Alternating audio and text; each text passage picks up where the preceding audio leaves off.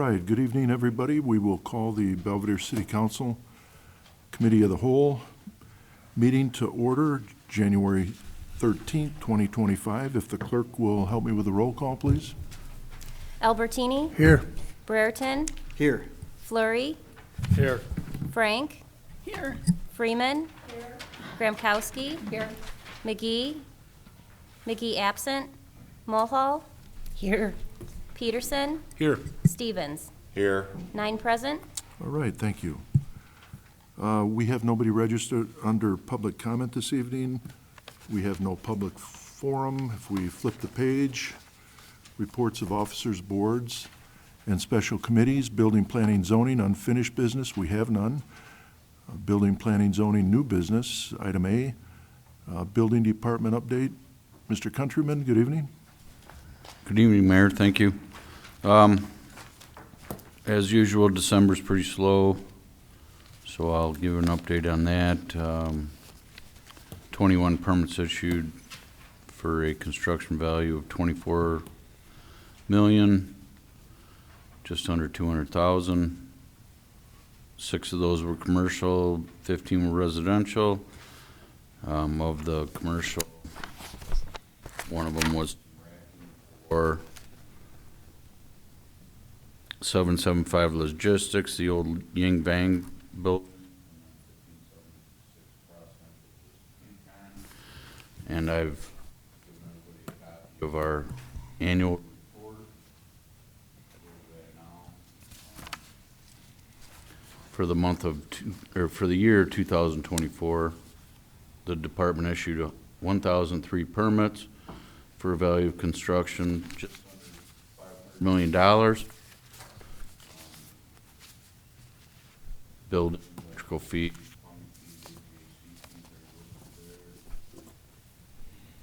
Total permit income for the department was $800,000, minus the enterprise zone discount of $433,000. 161 of those were commercial, 842 were residential. Did 4 multifamily new construction homes, 24 single-family homes, 161 commercial residential and commercial industrial projects, and the other residential summed up the 814 to total out the 1,003. Some projects under construction are the Yukon.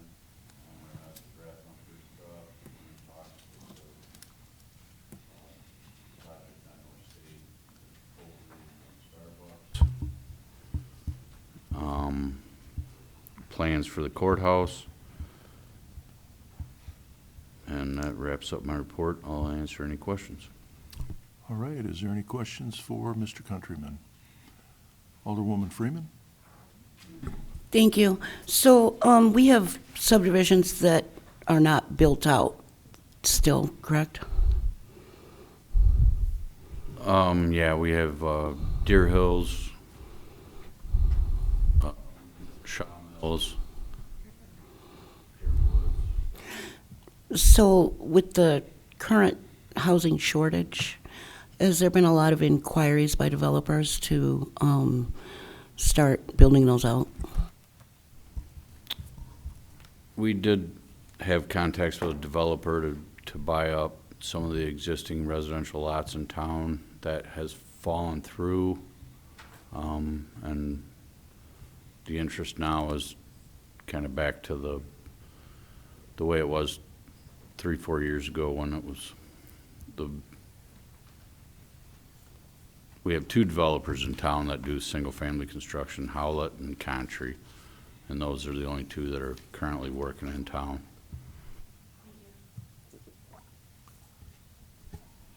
Any other questions for Mr. Countryman? Yes, sir. I take that back. We have Ambassador Homes in town, and we have another developer out in Prairie Place off of Newburgh that is building up those lots out there. Okay. All right, hearing no other questions. Thank you, Kip. Appreciate it. Thank you. Item B, Planning Department update. Gina, good evening. Good evening. In December, there's the 5 cases that the council voted on last week. So like Kip said, they have been calling, still planning on moving forward. There's a public hearing for rezoning tomorrow, and I'm already receiving cases for February that are being processed. Site plan reviews are for some of the commercial and industrial projects.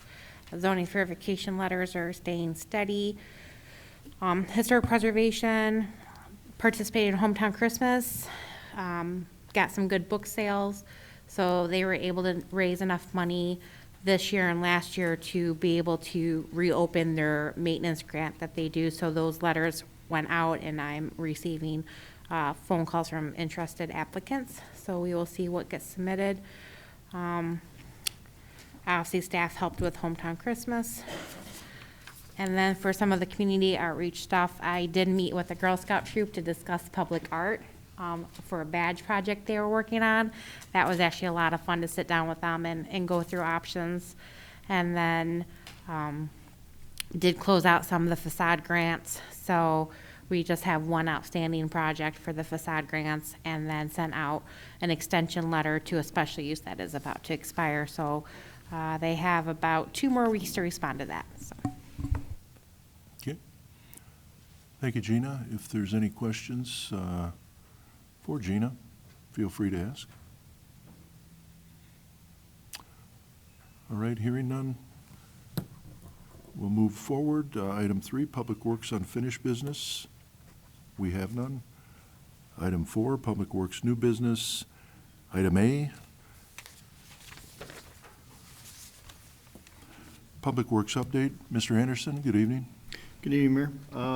Update for tonight, the 6th Street low-flow channel, the wing walls that council approved to be done, additions, has been completed. So the only work left to do in the spring, when weather permits, is final restoration and planting of the vegetation plugs in the waterway. So that project, hopefully, early spring will be completed 100%. And that's the only update I have, if there's any questions. Any questions for Mr. Anderson? I will say, Brent, that the low flow channel over off 6th Street, I had said that before, it really is ingenious, and I know that had been on the docket for, before I was here. That was something that was being looked at and worked on, and now it has come to completion. But it will store, and it has already, it has helped with the flooding over in Ward 1 on the southwest side of the city specifically, but also it captures rain or water runoff from even the southeast. So if anybody hasn't had a chance to go look at it, how it's layered and how it captures and stores water, and now with the wing walls have been completed, I think it is a big improvement.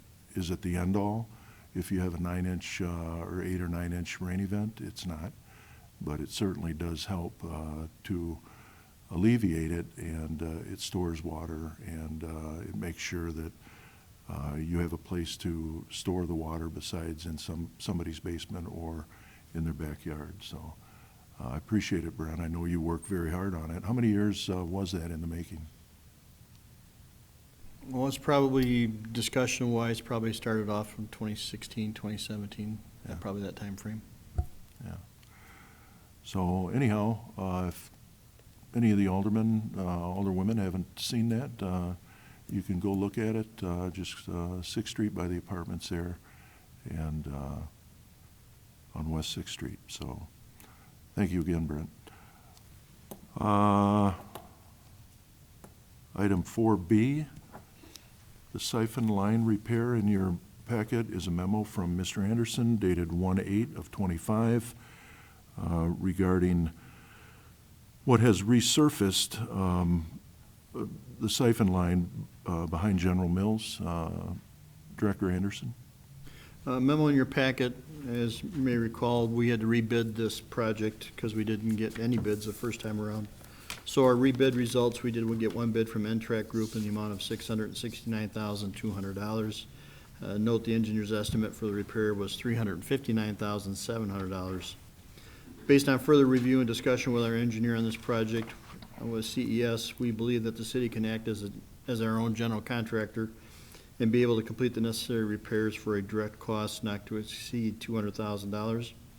I would therefore recommend, A, that the siphon line repair bid received be rejected, and also I'd further recommend approval of siphon line repair direct expenses not to exceed $200,000. The equipment, labor, and material expenses will be paid for from sewer depreciation line item number 611790. If you look at the attached pictures following the memo, gives a pretty good view. This was taken by a drone this past week. And further research that we've done with the Project Charlie project that General Mills completed back in 2016, I think it was, required them to create some wetlands areas in order to take care of the fill work that they had to do along the river in order to do their building expansion. And the anticipation was they were going to create these little pothole pocket wet areas, two of them that were basically in where this channel has formed, and now Mother Nature through flood events has taken those two little potholes created and made their own, basically putting in a new channel, and they're creating the island. The island was never anticipated to be done. So the majority of our work will actually be to where you can see the pipes exposed, where they're actually floated up a little bit. They're raised up about 2.5 feet from where they originally were installed at. So there's about 150 feet of pipe that we will have to lower down. But more importantly, we're going to have to armor the channel and try to prevent that channel from getting any bigger, and we will have to work with the Corps of Engineers to do that. And we've begun that process now, and hopefully we're going to get a meeting with them soon. The best time to do this work is now when the ground's frozen. It gives us a good platform to work off of. So that $200,000 cost is for direct expense of materials, equipment. We'll have to rent a backhoe. We'll have to get some wood planking to basically create a road out to that point so that we can work out there utilizing some of our own equipment and mostly with our own forces as well. Okay. Again, I would need, first motion would be to reject the bid received, and then the second motion would be to approve a not to exceed amount of $200,000 for repairs. Thank you. So we'll do this with a positive motion, and then if you choose to vote no, because you want to save $469,200, feel free. Motion to reject the bids, I want to vote yes. Do you want to reject the bids, or do you just want to make a motion now? In the past, we've always made a motion in the positive and then vote against it. Motion to reject all bids. Motion to reject all bids? Okay, we only had one. All right, if I could get a motion to that effect. Motion by Alderman Peterson, second by Alderman Stevens. Any questions, any comments on the motion? And if you do wish to reject the bids and have the department do it on their own and save the money, you're going to vote yes. Alderman Albertini? Thank you, Mayor. Brent, I'm unfamiliar with a siphon line here that you're showing. What is its function? So the siphon line, so basically sewer that collects, we have two siphon lines that go across the river.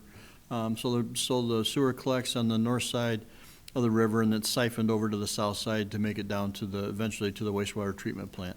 So we have two different ones, one on the east side of town and one on the west side of town. The one on the west side of town is underneath Appleton Road, actually. Okay, thank you very much. Okay, thank you. All right, any other questions regarding the motion on the floor? All right, hearing none, all those in favor of rejecting all the bids, the N-Track Group LLC, $669,200 bid, please signify by saying aye. Aye. And if there's any opposed. Okay. Motion passed. And then, as Director Anderson stated, recommended approval, a motion to recommend the approval of the siphon line repair direct expenses not to exceed $200,000. The equipment, labor, and material expenses will be paid for from sewer depreciation line item 61-1790. If I could have a motion to that effect, please. Motion by Alderman Peterson, second by Alderman Stevens. Thank you both. Any questions regarding that motion? Alderman Peterson. Just either for Director Turnipseed or Director Anderson, where does this leave the depreciation line item then? After expenses, it'll probably be in the $300,000 to $400,000 range. Okay. Thank you. Any other questions regarding the motion on the floor? All right, hearing none, all those in favor of the motion on the floor, please signify by saying aye. Aye. And if there's any opposed? All right, motion passed, thank you. And moving down the list, item 4C, which is Christmas decoration replacement. In your memo, in your packet was a memo from Director Anderson dated 1/8 of 2025 regarding Christmas decoration replacement. As an FYI, I thought of doing this last year and the price was exorbitant, so we did not do it. But Director Anderson, I'll let you fill in the blanks.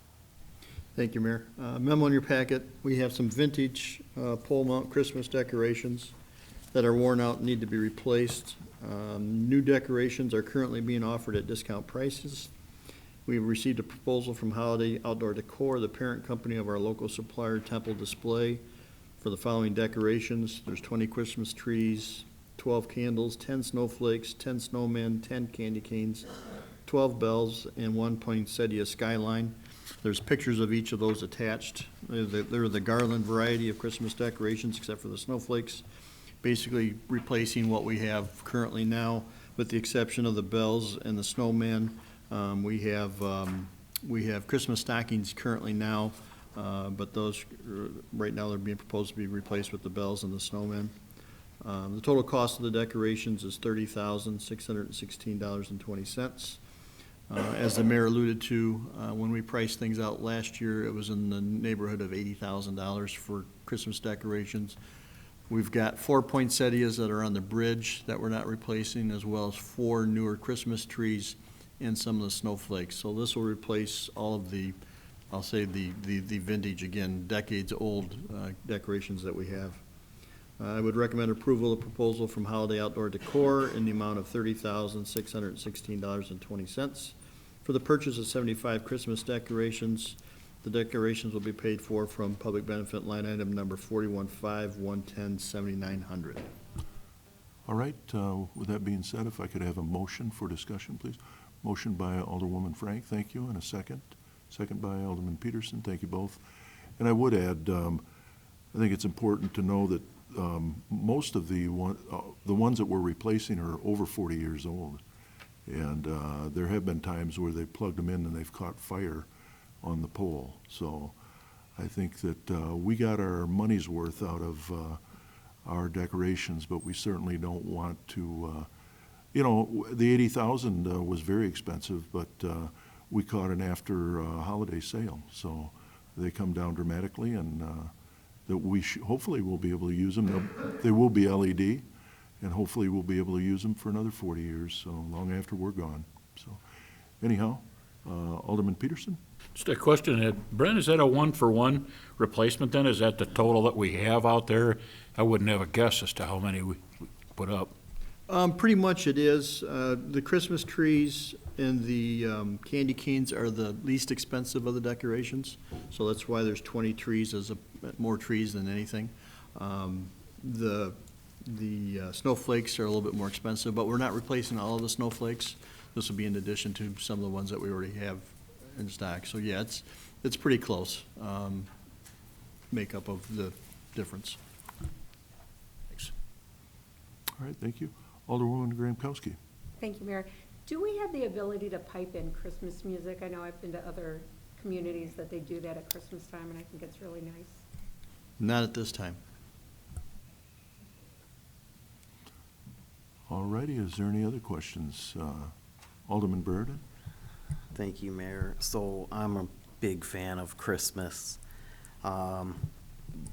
But it is also, we're talking over $30,000 here. When you do the math, looking at about a little over $400 a piece here, so, you know, I just like to get the most out of my money. You don't think we have like another year left with these decorations, another 2 years? Because I just saw them up, and I wouldn't have known anything was wrong with them. $30,000 is a lot of money, so you think we could get a couple more years out of these? Director Anderson? They're dropping off fast and furious. The wiring, the problem is the wiring and stuff is getting to the point where we've had some fail on the pole this year. We had some fail before we put them up, and the ones that we've checked that didn't go up. So as far as cost goes, keep in mind last year when we did it midsummer, we got pricing and it was in the $80,000 ballpark. So the price that we got currently with the after season sale pricing is attractive.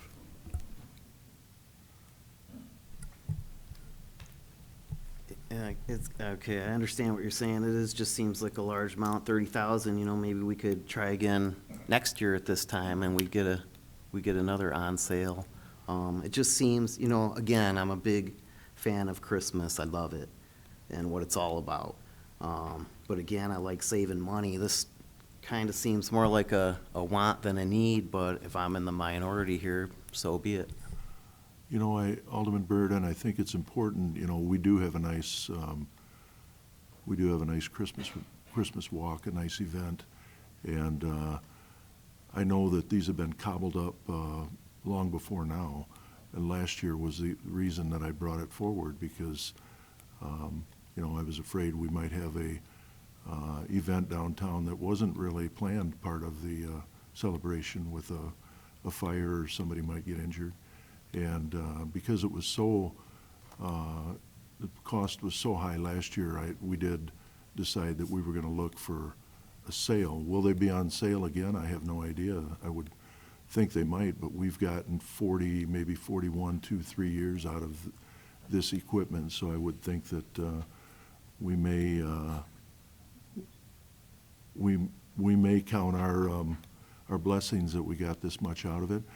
We have an event that everybody's proud to partake in, and they're not free. You know, they're not free. But if we get a long time use as much as we have out of these, we'll be doing very well. I think. Alderman Peterson, I think, had his hand up first. I would argue, I'd agree. I'd argue that they probably don't owe the city too much after 41 years. And if we get another 41 years out of this next batch, none of us are probably apt to be around to take responsibility. Yeah, Alderman Stevens, I would agree. Alderman Oh, I can Stevens. tell you they're older than 40-some years. Okay. Because when Rory and myself started at the fire department in '85, the 6th Street Station hosted the Christmas party for all the employees. Well, they brought those things down to the station and we mounted them all over the ceiling. And they were old as heck then, and they dumped them at the fire station for a few years, and they were way old then. Okay. Well, Alderwoman Freeman and then Alderman Fleury. Thank you. Thank you. So I'm assuming that the ones that are viable we'll still use, maybe spread them more to the outskirts. I mean, we're not just going to chuck usable decorations, right? Correct, yes. The ones that are savable, we will save them and we will utilize them, correct. This is only to replace the oldest. Okay, Alderman Fleury. Thank you. Thank you, Mayor. So in recent years, it's become more popular to rent decorations and put them up and then have them take them down. As we look into an option of if a company does provide that service, how much it would cost to rent, that way they're putting it up and not using our man hours? Is that even a cost comparison, or would you think it would be more expensive to rent each year versus this outright buy? I would think it'd be much more expensive to do that. I'd be interested in that just because it takes stuff off of our plate, but in this case, no, I think it'd be much more expensive. Thank you. Okay, thank you. Any other questions, any comments, any concerns? All right. Oh, I didn't see your hand. Alderman Albertini? Thank you, Mayor. A couple of people prior to me coming this evening asked me to make sure that we procured these. They find it to be quite enjoyable. They like the festivities of seeing this when they come to town. If we don't buy these and we end up with the other ones failing, they feel that they'll miss their holiday cheer. All right, thank you. I would tend to agree. All right, any other questions, any other comments?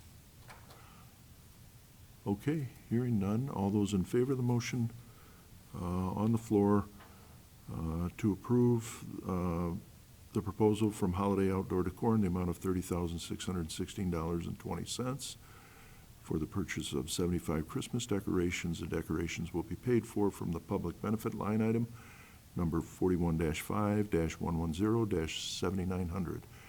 If there are no other questions, all those in favor, please signify by saying aye. Aye. And if there's any opposed. Okay, motion passed, thank you. I think it's, I think that's an investment that's probably long overdue. We got a lot of use out of the ones we had. Thank you, Brent, for always cobbling those together, and appreciate it. And just to note, the garland that they show on the poles that they're mounted to is not included. We are not doing that, so it includes just the ornaments. Thank you for the disclaimer. All right, item D, street light service relocation, South State Street and Logan Avenue. In your packet was a memo from Director Anderson dated 1/7 of 2025, that being the street light service relocation at South State Street and Logan Avenue. Director Anderson? Thank you, Your Honor. The electrical service for 5 streetlights along South State Street and Logan Avenue needs to be relocated due to the existing services conflict with the new drive-up construction at Midland Bank. We have received the following proposals to complete this work. William Charles Electric was the low at $18,355. There's the aerial photo attached, basically shows X marks the 5 lights that currently need that location, and then the black line shows where we will need to do some trenching, or some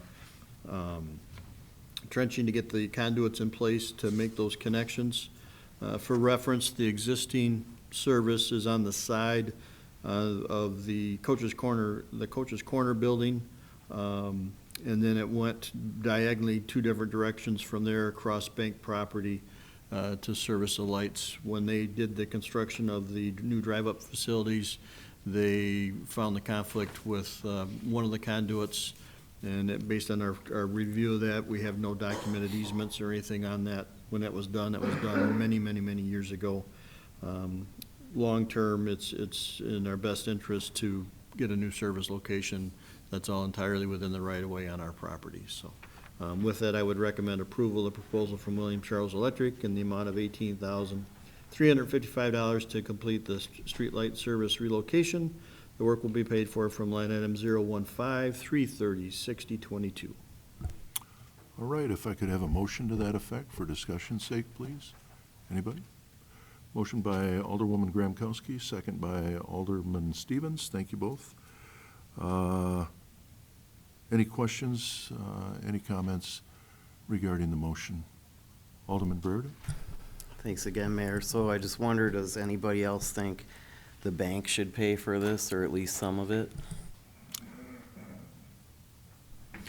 Well, in response, I would say the bank basically, because that was not owned probably by the bank way back when. I don't think the bank had any idea that they were there, nor did we realize where they went as well. And as well as we don't have any documented easements to allow us to be there going across private property, that's why I felt that it was prudent for us to get out of that private property situation and get it in the right of way and do this. And that's why it's, right now it's our expense. Okay. Thank you. Alderman Brereton, did you have? Yeah, thanks again. Yeah, but it's, it's the bank's project, and they should have known about this ahead of time. So I would like to see them pay for at least some of this, if not all of it.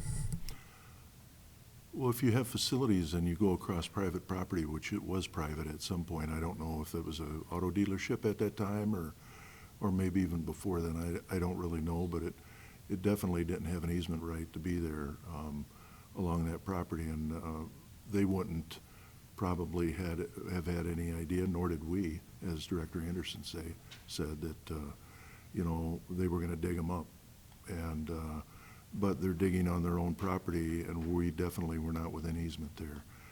And so, I don't know, did Alderwoman Mulhall, did you have your hand up? Alderman Peterson? Yeah, Brett, I was just going to comment, the thorough demolition that was done there when the old J.C. Penney's building came down, and then the Baptist Church came down, and the original Jack Wolf came down, and they replaced that with Belvedere Bank. I'm astounded that this issue didn't come up when they did that thorough excavation to put that bank up, in whatever that was, 1990, maybe? Probably in that neighborhood, yeah. You're right. With the way where it angled and where it did, it missed the building. So, and when they tore up the old building, yeah, it missed Probably it. nobody knew it was there then, I suppose? That's, yeah, I had no idea it went the directions it did once they uncovered it and they called us and said, do we know anything about this? And it's like, well, we found out what it fed because our lights were out and what it did, but yeah.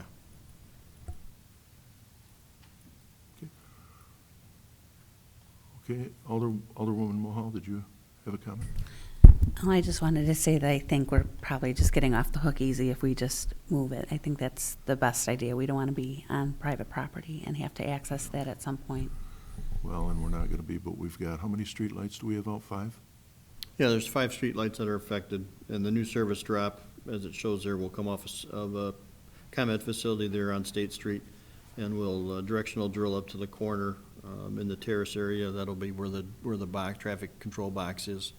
And then we got a directional drill across the kitty corner across the street to pick up that pole, and then we can use the existing conduit system that's in State Street over to Logan, and then we'll have to run a conduit from one side of Logan to the other side to connect up the last poles.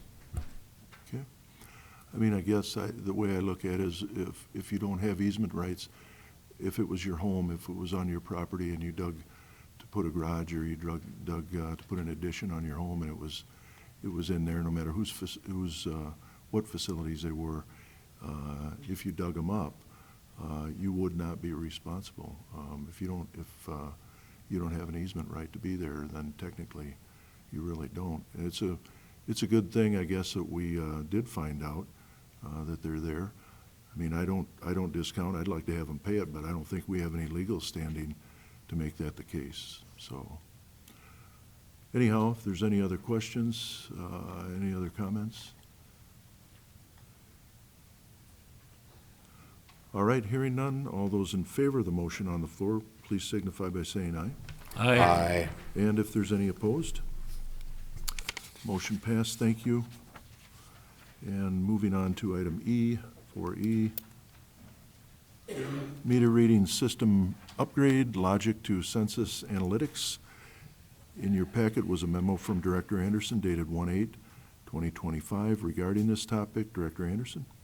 Thank you again, Your Honor. Our 2014 Logic meter reading system is being discontinued and will be replaced with the Census Analytics software and hosting services. Our current water and sewer capital budget includes $36,000 for one-time cost for this upgrade. We have received a proposal from Core and Main, our product rep for Census, to complete the upgrade at a cost of $33,510. I would recommend approval of the proposal from Core and Main in the amount of $33,510 for the Census Analytics upgrade. The work will be paid for from water depreciation line item number 611780. Attached is a proposal from Core and Main that does indicate that its prices are good through December 31st of 2024. I confirmed with them that they'll extend the price through the end of this month to go through the council approval process. And just note that our annual census fees with the new system are in line with what we currently pay with our Logic system. Okay. If I could have a motion to that effect for discussion's sake. Motion by Alderman Peterson, thank you, and a second. Second by Alderman Albertini, thank you both. Any questions or comments regarding the motion on the floor? All right, hearing none. All those in favor of the motion, please signify by saying aye. Aye. And if there's any opposed? Okay, motion passed, thank you. And then item 4F, intergovernmental cooperation agreement between the City of Rockford and the City of Belvedere for annual citywide pavement marking paint.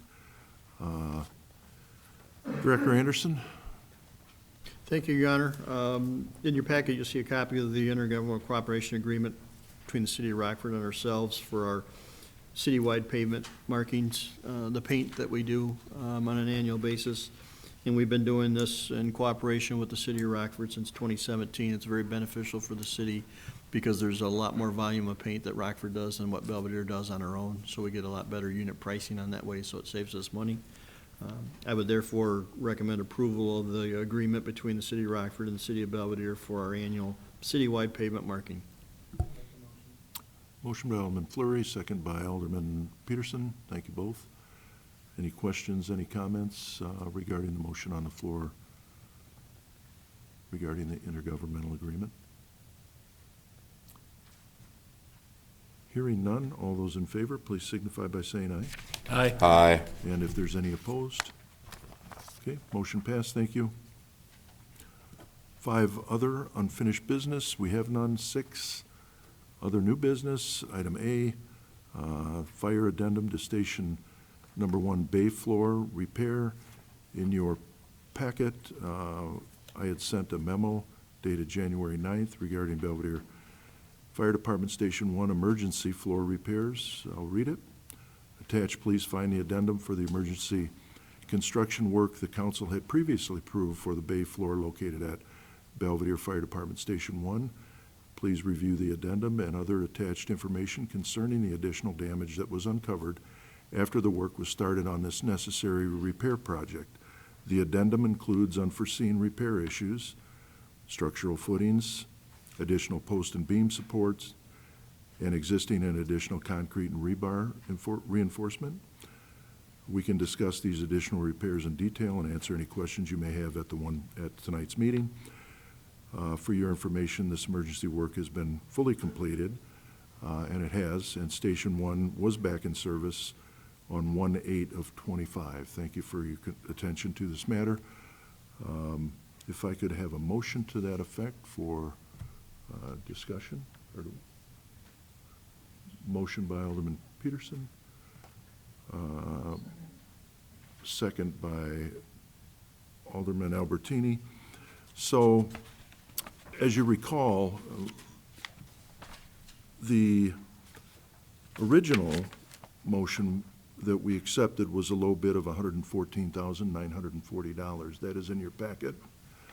The addendum is for $25,146, and that is for a total of $140,086. The other bid that we had at the time of bidding this project out was the last part in your packet. That was for $143,598. There were only 2 companies that bid on this proposal that felt that they could do it. The $143,598, which would have been the higher of the 2 bids, did not include epoxy of the floor, which was an additional roughly $20,000. So the original bids, there were 2. One was $114,000. That bid had uncovered, once they had started the work, they'd uncovered necessary structural damage that they had to make repairs on. With that being said, it's still roughly $23,000 less than what the competing bid was for originally. So it was still a bargain, and if they would have found the only other bid, if they would have found those repairs, they would have had to do them as well. And as also in your packet was a memo from Chief Shadle, and he had made some comments regarding the issues that was uncovered. And Chief, if you wanted to chat about that, feel free. Yes, sir. Thank you. It's an email that I had emailed the mayor specifically what needed to be addressed. The largest problem was there was a large beam, and these are all enclosed in concrete from the original structure.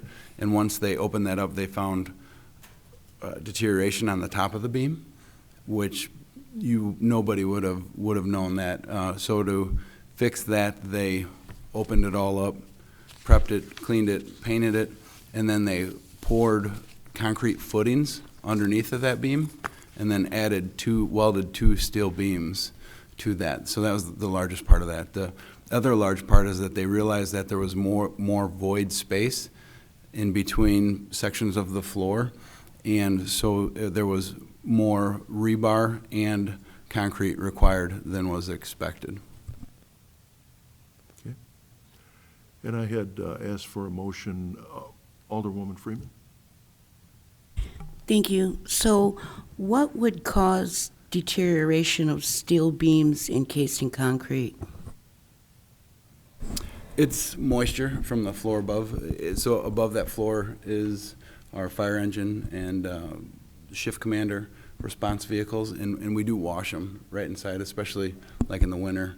They're washed right there, and that's why the last part of this project was to ensure the longevity of it, so hopefully it will last long as I live, I hope, you know. But was epoxy and sealing the floor so no moisture. So basically the concrete had cracked over time, and then moisture had seeped from the top down to that beam.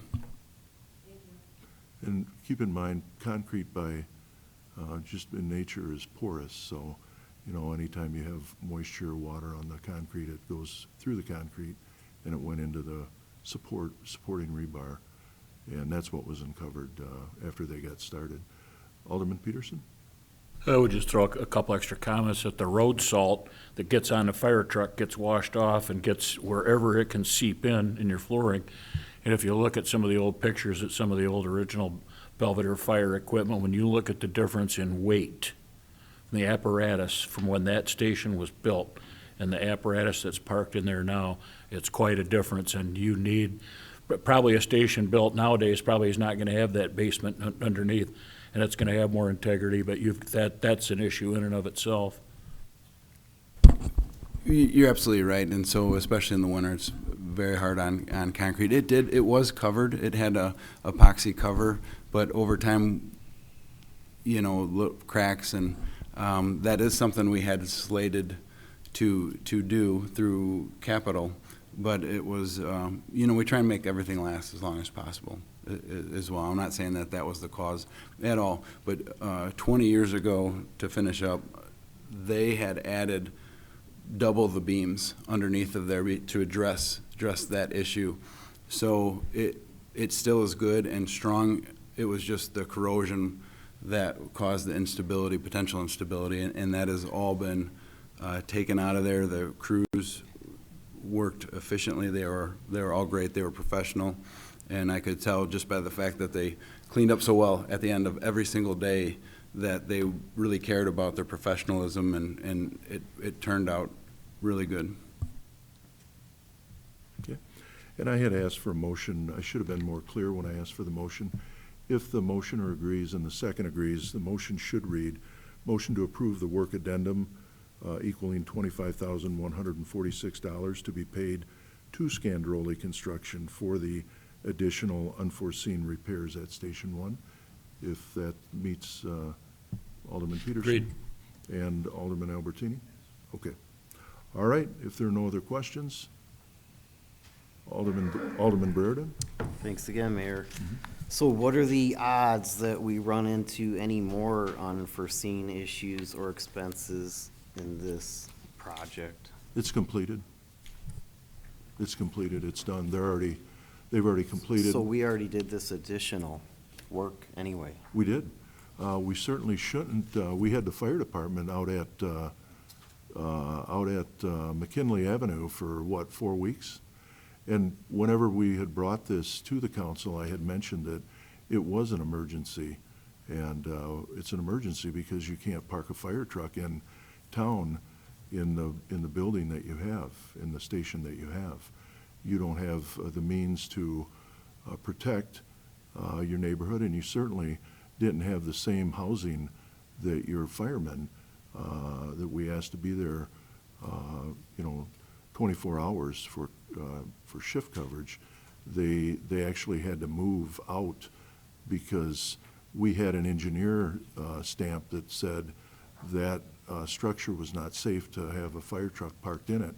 With cold weather approaching, we didn't want to leave the fire truck out running outside, and so we thought that it would be wiser to move over. And Chief, you can fill in the blanks on that if you would help me out, because I know that we had talked about that, but to me, that was the basis behind it.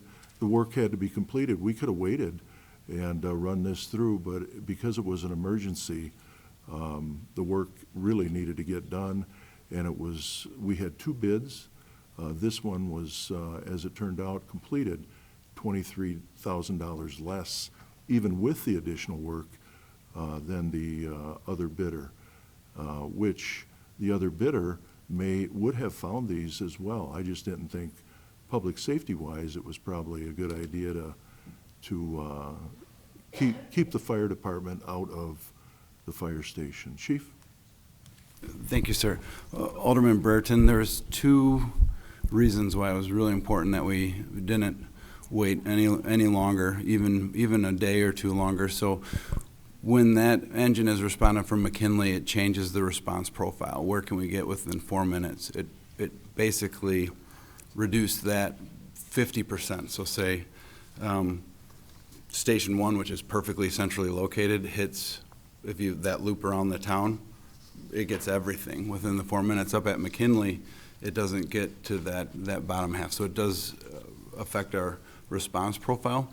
The other thing that was really difficult is that when our new engine 101, when they are because McKinley didn't have, they had beds, right? And so they didn't have, and we still have meetings and training, and it was still a benefit to respond from the centrally located. So they mostly stayed there at night, but on below freezing days, the engine would just have to run outside because it has water and heated medical compartments and things like that. And so every day that we were waiting would be increased wear and tear on that brand new engine that we had purchased. So there also would have been difficulty into it, probably by the time you get another contractor out to look, and then approval, and then ideally, absolutely, you're 100% right, but by the time it was discovered, and Jeff Ernest added those drawings like that night within a couple hours, so that they were all working like that hard to get it done, and then to go through, have it done, it probably could have been at a minimum 2 weeks, but probably a month that would have done that, so. Yeah, I think it's important to note that with the cold weather coming, if we'd had, the cold weather obviously didn't work in our favor for completing that project. You had, concrete to pour, but you also had epoxy to seal it to make sure that, it did not deteriorate. We didn't start a deterioration project after just fixing it. So because we were under time constraints with safety, I thought that the council would understand that it was an emergency. I don't think that we have many emergencies here, but that one definitely, to me, was an emergency, and if not, that's up to the council to decide. Alderman Peterson? I agree. In the wintertime, you don't have any latitude. That pumper cannot be sitting outside, and you can't have the pump spinning constantly that we'd have to do to keep ice from forming. So, yeah, the season really drives that. Alderman Burton? Thanks again. Well, I support the chief, and I support the fire department, and I trust and believe you know what you're doing. Just again, I'm not always a fan of these change orders, and, gotta make that known. So thanks. Okay. I guess the way I looked at it was that, and you don't have to support me, but I guess the way that I looked at it was that it's a matter of public safety, and first and foremost, we need to be able to have our fire department to be able to respond, and second of all, we need to make sure we have a station that we can utilize. Definitely, the sheriff had been very, very gracious to allow us to use that facility out there in McKinley, and I thought it was awful nice of the county and Sheriff Young to do that. So we wanted to get it completed as quickly as possible without running into any more weather issues. And we were lucky, actually, very lucky, because we certainly could have had a lot worse weather. But they were there every day, and they finished it within 4 weeks, I believe, so pretty close. So they had said 2 to 4 weeks without some of those unforeseen issues. So anyhow, that's my thought. That was my thought behind it. Any other questions or comments? Okay, hearing none, we have a motion on the floor. All those in favor of the motion, please signify by saying aye. Aye. And if there's any opposed, motion passed. Thank you. And that is all we have. We do have an executive session pursuant to Section 2C11 of the Open Meetings Act to discuss pending, imminent, or probable litigation, and Section 2C1 of the Open Meetings Act to discuss the employment, compensation, discipline, performance, or dismissal of a specific employee. If I could have a motion to move into executive session. Motion by Alderman Frank, second by Alderman Albertini. Thank you both. Any questions? All those in favor, well, when their name is called, to go into executive session, when their name is called, answer aye. Any opposed, nay. As the clerk calls the roll, please. Albertini? Aye. Brereton? Aye. Flurry? Aye. Frank? Aye. Freeman? Gramkowski? Aye. Mulhall? Aye. Peterson? Aye. Stevens? Aye. 9 in favor. All right,